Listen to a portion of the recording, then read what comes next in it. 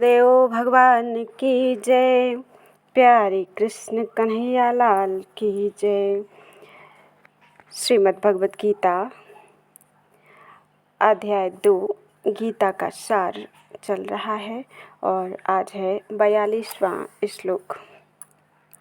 यामिमां पुष्पितां वाचं प्रवदन्त्य विपश्चिताः वेदवादरताः पार्थ नान्यदस्तीति वादिनः कामात्मानः स्वर्गपरा जन्मकर्मफलप्रदां क्रियाविशेषबहुलां भोगैश्वर्यगतिं प्रति।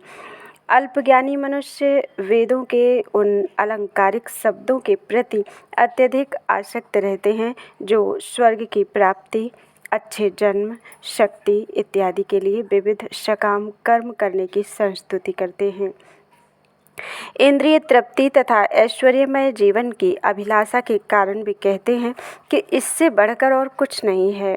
तात्पर्य: साधारणतः सब लोग अत्यंत बुद्धिमान नहीं होते और वे अज्ञान के कारण वेदों के कर्म कांड भाग में बताए गए सकाम कर्मों के प्रति अत्यधिक आसक्त रहते हैं। वे स्वर्ग में जीवन का आनंद उठाने के लिए इंद्रिय तृप्ति कराने वाले प्रस्तावों से अधिक और कुछ नहीं चाहते। जहाँ मदिरा तथा तरुणियाँ उपलब्ध हैं और भौतिक ऐश्वर्य सर्वसामान्य है, वेदों में स्वर्गलोक पहुँचने के लिए अनेक यज्ञों की संस्तुति है, जिनमें ज्योतिष्टोम यज्ञ प्रमुख है। वास्तव में वेदों में कहा गया है कि जो स्वर्ग जाना चाहता है उसे ये यज्ञ संपन्न करने चाहिए, और अल्पज्ञानी पुरुष सोचते हैं कि वैदिक ज्ञान का सारा अभिप्राय इतना ही है। ऐसे लोगों के लिए कृष्ण भावनामृत के दृढ़ कर्म में स्थित हो पाना अत्यंत कठिन है। जिस प्रकार मूर्ख लोग विषैले वृक्षों के फूलों के प्रति बिना यह जाने कि इस आकर्षण का फल क्या होगा आसक्त रहते हैं, उसी प्रकार अज्ञानी व्यक्ति स्वर्गिक ऐश्वर्य तथा तज्जनित इंद्रिय भोग के प्रति आकृष्ट रहते हैं। वेदों के कर्मकांड भाग में कहा गया है, अपाम सोममृता अभूम तथा अक्षय्यम हा वै चातुर्मास्य याजिनः सुकृतम भवति। दूसरे शब्दों में, जो लोग चातुर्मास तप करते हैं वे अमर तथा सुखी रहने के लिए सोमरस पीने के अधिकारी हो जाते हैं। यहाँ तक कि इस पृथ्वी में भी कुछ लोग सोमरस के लिए अत्यंत इच्छुक रहते हैं, जिससे वे बलवान बने और इंद्रिय तृप्ति का सुख पाने में समर्थ हों। ऐसे लोगों को भवबंधन से मुक्ति में कोई श्रद्धा नहीं होती और वे वैदिक यज्ञों की तड़क भड़क में विशेष आसक्त रहते हैं। वे सामान्यतया विषयी होते हैं और जीवन में स्वर्गिक आनंद के अतिरिक्त और कुछ नहीं चाहते। कहा जाता है कि स्वर्ग में नंदन कानन नामक अनेक उद्यान हैं, जिनमें दैवी सुंदरी स्त्रियों का संग तथा प्रचुर मात्रा में सोमरस उपलब्ध रहता है। ऐसा शारीरिक सुख निस्संदेह विषयी है, अतः ये लोग वे हैं जो भौतिक जगत के स्वामी बनकर ऐसे भौतिक अस्थायी सुख के प्रति आसक्त हैं। भोगैश्वर्य प्रसक्तानां तयापहृत चेतसां व्यवसायात्मिका बुद्धिः समाधौ न विधीयते।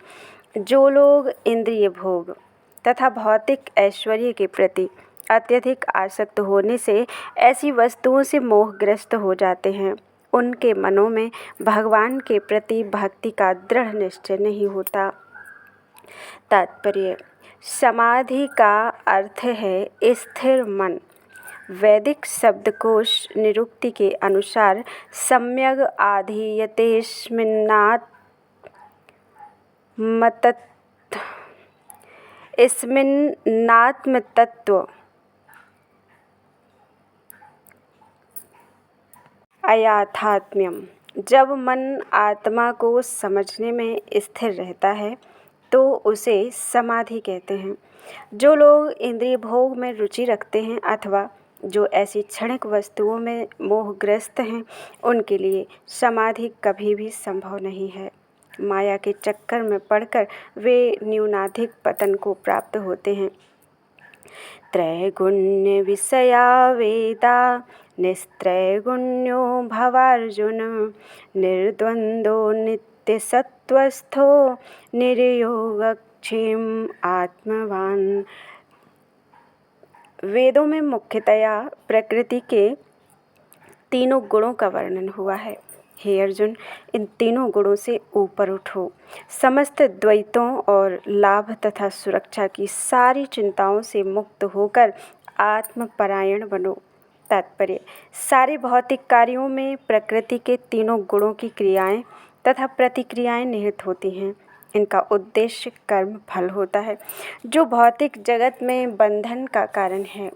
वेदों में मुख्यतया सकाम कर्मों का वर्णन है, जिससे सामान्य जन क्रमशः इंद्रिय तृप्ति के क्षेत्र से उठकर आध्यात्मिक धरातल तक पहुंच सकें। कृष्ण अपने शिष्य तथा मित्र के रूप में अर्जुन को सलाह देते हैं कि वह वेदांत दर्शन के आध्यात्मिक पद तक ऊपर उठे, जिसका प्रारंभ ब्रह्म जिज्ञासा अथवा परम आध्यात्मिकता पर प्रश्नों से होता है। इस भौतिक जगत के सारे प्राणी अपने अस्तित्व के लिए कठिन संघर्ष करते रहते हैं। उनके लिए भगवान ने इस भौतिक जगत की सृष्टि करने के पश्चात वैदिक ज्ञान प्रदान किया, जो जीवन यापन तथा भवबंधन से छूटने का उपदेश देता है। जब इंद्रिय तृप्ति के कार्य यथा कर्मकांड समाप्त हो जाते हैं, तो उपनिषदों के रूप में भगवत साक्षात्कार का अवसर प्रदान किया जाता है। ये उपनिषद विभिन्न वेदों के अंश हैं, उसी प्रकार जैसे भगवद गीता पंचम वेद महाभारत का एक अंग है। उपनिषदों से आध्यात्मिक जीवन का शुभ आरंभ होता है। जब तक भौतिक शरीर का अस्तित्व है, तब तक भौतिक गुणों की क्रियाएं प्रतिक्रियाएं होती रहती हैं। मनुष्य को चाहिए कि सुख दुख या शीत ग्रीष्म जैसी द्वैतताओं को सहन करना सीखे और इस प्रकार हानि तथा लाभ की चिंता से मुक्त हो जाए। जब मनुष्य कृष्ण की इच्छा पर पूर्णतया आश्रित रहता है, तो यह दिव्य अवस्था प्राप्त होती है। बोलो वृंदावन बिहारी लाल की जय। त्वदीयं वस्तु गोविंद तुभ्यमेव समर्पये, तेन त्वदङ्घ्रिकमले रतिं मे यच्छ शाश्वतीम्।